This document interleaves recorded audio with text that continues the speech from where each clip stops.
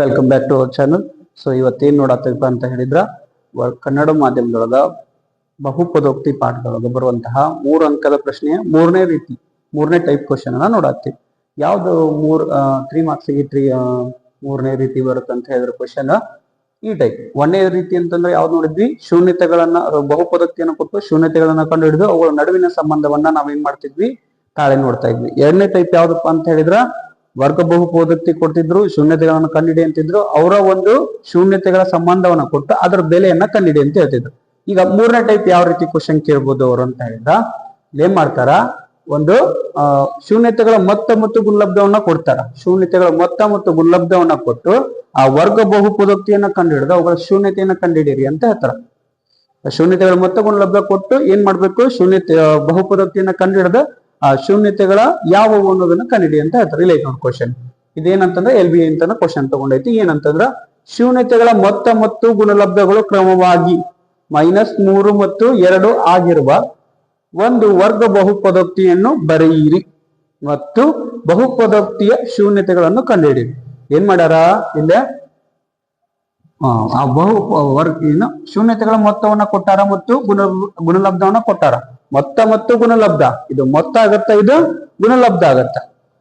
ಇಲ್ಲೇ ಕೊಟ್ಟು ಏನ್ ಕಂಡಿಡಿ ಅಂತ ಹೇಳ್ಯಾರ, ಆ ವರ್ಗ ಬಹುಪದೋಕ್ತಿಯನ್ನ ಕಂಡಿಡಿ ಅಂತ ಹೇಳ್ಯಾರ. ಒಂದಕ್ಕ ವರ್ಗ ಬಹುಪದೋಕ್ತಿಯನ್ನ ಕಂಡುಹಿಡಿದ ಆಮೇಲೆ ಅವುಗಳ ಶೂನ್ಯತೆಯನ್ನ ಕಂಡುಹಿಡಿಬೇಕು. ಏನ್ ಮಾಡ್ಬೇಕು, ಇಲ್ಲ ನೋಡು, ಫಸ್ಟ್ ಕೊಟ್ಟಿರೋದನ್ನ ಬರ್ಕೊಳ್ಳಿ. ಶೂನ್ಯತೆಗಳ ಮೊತ್ತ ಅಂದ್ರೆ ಏನ್ ಬರ್ತೀವಿ, alpha plus beta is equal to ಎಷ್ಟಿತ್ತಲ್ಲೇ -3. ಇದ ಶೂನ್ಯತೆಗಳ ಮೊತ್ತ. ಎರಡನೇದೇನೈತಿ, ಅಲ್ಫಾ ಇಂಟು ಬೀಟಾ ಶೂನ್ಯತೆಗಳ ಗುಣಲಬ್ಧ. ಇದು ಶೂನ್ಯತೆಗಳ ಗುಣಲಬ್ಧ ಎಷ್ಟಾಗತ್ತೆ, ಇಲ್ಲಿ 2 ಆಗತ್ತೆ. ಇಲ್ಲಿ ಮೊತ್ತ -3 ಇತ್ತು, ಇಲ್ಲಿ ಗುಣಲಬ್ಧ 2 ಇತ್ತು ಅಂತ ಹೇಳಿದ್ರ ನೆಕ್ಸ್ಟ್ ಏನೈತಿ ನೋಡಿ, ಇಲ್ಲಿ ಶೂನ್ಯತೆಗಳ ಮೊತ್ತ ಮತ್ತು ಗುಣಲಬ್ಧ ಕೊಟ್ಟಾಗ ಅಪೇಕ್ಷಿತ ವರ್ಗ ಬಹುಪದೋಕ್ತಿಯು, ಈಗ ನಮ್ಗ ಮೊತ್ತ ಮತ್ತು ಗುಣಲಬ್ಧವನ್ನು ಕೊಟ್ಟಾಗ ಆ ಒಂದು ವರ್ಗ ಬಹುಪದೋಕ್ತಿಯನ್ನು ಬರೆಯಕ ನಮ್ಗೊಂದು ಸೂತ್ರ ಐತಿ. ಆ ಸೂತ್ರ ಯಾವ್ದಪ್ಪ ಅಂದ್ರೆ ಅದ ಇದು. ಇಲ್ಲ ಐತಿ ನೋಡು, P of x is equal to x square minus bracket of alpha plus beta into x plus alpha into beta. ನೆನ್ಪಿರ್ಲಿ ಈ ಸೂತ್ರನ, ವೆರಿ ಇಂಪಾರ್ಟೆಂಟ್ ಇದು, ಸ್ವಲ್ಪ ಲಕ್ಷ್ಯ ಕೊಟ್ಟು ನೋಡ್ಕೊಡ್ರಿ.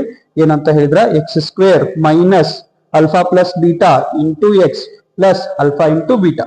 ಇದು ಏನಪ್ಪಾ ಅಂತಂದ್ರ ಇದು ವರ್ಗ ಬಹುಪದೋಕ್ತಿಯ ಯಾವ ರೂಪ ಅಂತ ಹೇಳಿದ್ರ ಶೂನ್ಯತೆಗಳ ಮೊತ್ತವನ್ನ ಕೊಟ್ಟಾಗ ಯಾವ ರೀತಿ ನಾವು ಬಹುಪದೋಕ್ತಿಯನ್ನ ಬರ್ಕೋಬಹುದು ಅಂತ ಈ ರೀತಿ ಒಂದು ಸೂತ್ರ ಇತ್ತು. ಇಲ್ಲೇನ್ ತುಂಬೇಕು ನಾವು, ಅಲ್ಫಾ ಪ್ಲಸ್ ಬೀಟಾ ಇದ್ದಲ್ಲೇ ಶೂನ್ಯತೆಗಳ ಮೊತ್ತವನ್ನ ತುಂಬೇಕು.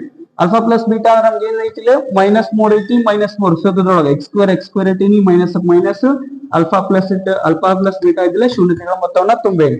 ನೆಕ್ಸ್ಟ್ ಎಕ್ಸ್ ಇತ್ತು, ಎಕ್ಸ್ ಅನ್ನ ಹಂಗ ಇತ್ತು, ಪ್ಲಸ್ ಗೆ ಪ್ಲಸ್ ಬರುದು ಅಲ್ಫಾ ಇಂಟು ಬೀಟಾ ಅಂದ್ರೆ ಏನಿಲ್ಲ, ಶೂನ್ಯತೆಗಳ ಗುಣಲಬ್ಧ 2 ಇತ್ತು, 2 ಬರ್ದೀನಿ. ಆಮೇಲೆ ಸರಳೀಕರಣ ಮಾಡ್ಬೇಕು. ಹೆಂಗ್ ಮಾಡ್ತೀವಿ ಇಲ್ಲಿ x ಸ್ಕ್ವೇರ್ ಇಲ್ಲಿ ಮೈನಸ್ ಇಂಟು ಮೈನಸ್ ಪ್ಲಸ್ ಆಗತ್ತ, 3 ಇಂಟು x 3x ಆಗುತ್ತೆ. 3x ಪ್ಲಸ್ 2 ಇತ್ತು, ಪ್ಲಸ್ 2. ಈಗ ಏನ್ ಸಿಕ್ತು ನಮ್ಗ, ಕೊಟ್ಟಿರುವಂತ ಬಹುಪದೋಕ್ತಿ ಆದರ್ಶ ರೂಪದೊಳಗೆ ಸಿಕ್ತು. ಹೆಂಗೈತಿ ನೋಡಿಲ್ಲ, x ಸ್ಕ್ವೇರ್ ಐತಿ, ಆಮೇಲೆ x ಐತಿ, ಆಮೇಲೆ ಒಂದು ನಿಗದಿತ ಸಂಖ್ಯೆ ಐತಿ. ಇದೇನಪ್ಪಾ ಅಂತಂದ್ರ ವರ್ಗ ಬಹುಪದೋಕ್ತಿಯ ಆದರ್ಶ ರೂಪದಾಗ ಬಂತ. ಹಂಗಾದ್ರೆ ನಮ್ಗ ಏನ್ ಕಂಡಿಡಿ ಅಂದಿದ್ರು, ವರ್ಗ ಬಹುಪದೋಕ್ತಿಯನ್ನು ಕಂಡಿಡಿ ಅಂದಿದ್ರ, ಇದು ವರ್ಗ ಬಹುಪದೋಕ್ತಿಯನ್ನ ಕಂಡುಹಿಡಿದ್ವಿ. ಇಲ್ಲಿಗೆ 1ನೇ ಹಂತ ಮುಗೀತು. P of x is equal to x square plus 3x plus 2. ಇಲ್ಲಿಗೆ 1ನೇ ಹಂತ ಮುಗೀತು. ನೆಕ್ಸ್ಟ್ ಏನ್ ಮಾಡ್ತೀವಿ, ಇನ್ನೊಂದ್ ಏನ್ ಕೇಳ್ಯಾರ, ಶೂನ್ಯತೆಗಳನ್ನು ಕಂಡು ಹಿಡೀರಿ. ಎದರದ್ದು, ಆ ಬಹುಪದೋಕ್ತಿ ಇದು ಯಾವ ವರ್ಗ ಬಹುಪದೋಕ್ತಿ ಅದು, x square plus 3x plus 2. ಇಲ್ಲೇ ಕಂಡು ಹಿಡ್ಕೊಂಡು ಹೋದ ಈ ವರ್ಗ ಬಹುಪದೋಕ್ತಿಯ ಶೂನ್ಯತೆಗಳನ್ನು ಕಂಡು ಹಿಡಬೇಕು. ನಮ್ಗೆ ಶೂನ್ಯತೆಗಳನ್ನು ಕಂಡು ಹಿಡಿದು ಅಪವರ್ತಿಸುವಿಕೆಯ ಮೂಲಕ ನಮ್ಗೆ ಗೊತ್ತೈತಿ. ಹೆಂಗ್ ಮಾಡ್ಕೊಂತೀವಿ ನಾವಿಲ್ಲಿ, x square plus 3x plus 2.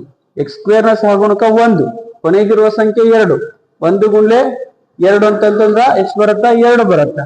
Plus R minus ಮಾಡಿದ್ರೆ ನಮ್ಗೆ ಏನ್ ಸಿಗ್ಬೇಕಿಲ್ಲ, ಅದು 3 ಬರ್ಬೇಕು, ಪ್ಲಸ್ 3 ಬರ್ಬೇಕು. ಹೌದಾ, 1 2 2 ಏನಾಗ್ತಾವ ಅಂತ ಹೇಳಿದ್ರ ಅಪವರ್ತನಗಳನ್ನ ಯಾವ ತಗೋಬೇಕು ನಾವೀಗ, 2 ಅಪವರ್ತನ. 1 2 2 2 1 2. ಅದಕ್ಕೆ ನಾ ಏನ್ ತಗೋತೀನಿ, ಇಲ್ಲೇ 2 1 ತಗೊಂಡು 2 1 2 ಕಡೆ ಪ್ಲಸ್ ಹಾಕ್ಬಿಟ್ರ ನಾವೇನ್ ಮಾಡ್ಬೋದು, 2 ಪ್ಲಸ್ 1 ಕೂಡ್ಸಿದ್ರ 3 ಆಗತ್ತೆ. ಅದಕ್ಕೆ ನಾವ್ ಏನ್ ತಗೊಂತೀನಿ ಈಗ, 2 ಮತ್ತೆ 1 ಅನ್ನ ಚಾಯ್ಸ್ ಮಾಡ್ಕೊಂತೀನಿ.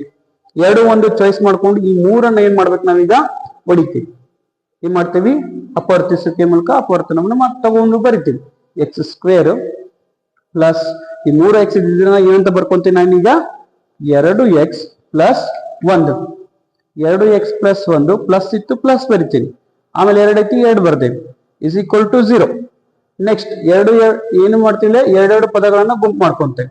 ಎರಡೆರಡು ಪದಗಳನ್ನು ಗುಂಪು ಮಾಡ್ಕೊಂಡು ಆಮೇಲೆ ಏನ್ ತೆಗಿತೀವಿ, ಇಲ್ಲೇ ಎಕ್ಸ್ ಅನ್ನ ಸಾಮಾನ್ಯ ತೆಗ್ದೇನಿ. ಇದ್ರೊಳಗೆ ಏನ್ ಸಾಮಾನ್ಯ ಐತಿ ಅದನ್ನ ತೆಗಿತೀನಿ ಹೊರಗೆ.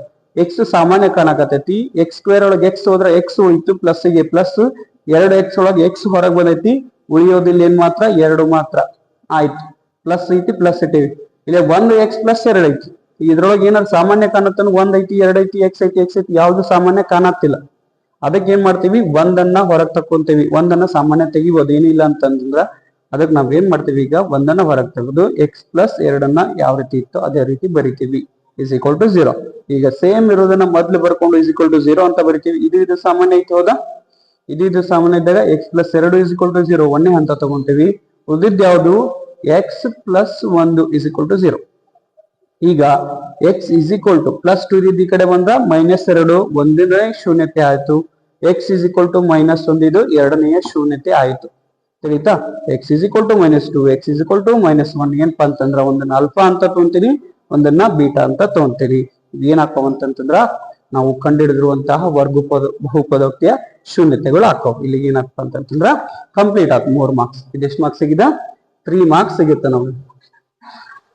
3 ಮಾರ್ಕ್ಸ್ಗೆ ಥರ್ಡ್ ಟೈಪ್ ಕ್ವಶನ್ ಇದು. ಆಯ್ತಾ. ಇದಕ್ಕೆ ಇನ್ನೂ ಏನಾದ್ರು ಡೌಟ್ಸ್ ಇದ್ರೆ ನಿಮ್ಗೆ ಏನ್ ಮಾಡ್ರಿ, ಕಾಮೆಂಟ್ ಸೆಕ್ಷನ್ ಒಳಗ ಕಾಮೆಂಟ್ ಮಾಡಿ.